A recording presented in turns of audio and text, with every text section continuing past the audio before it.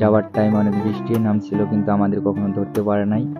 বৃষ্টি হবার আগে চলে গেছি অথবা বৃষ্টি হওয়ার পর পরে আমরা ওই জায়গায় গেছি, এরকম হয়েছে বিষয়টা। তো এই জায়গায় আসার পর আমরা ভাবছিলাম যে আমরা হাওরে আইসা পড়ছি।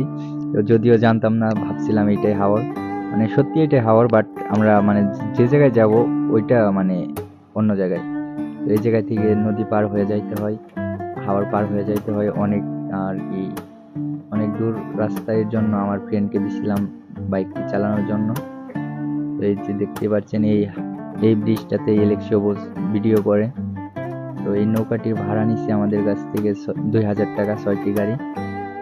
তো আমরা নামলাম, এরপরে এই তো আইসা পড়ছি এখন। এইটাই মেন, এটাই হলো ইটানা মিঠামইন হাওর।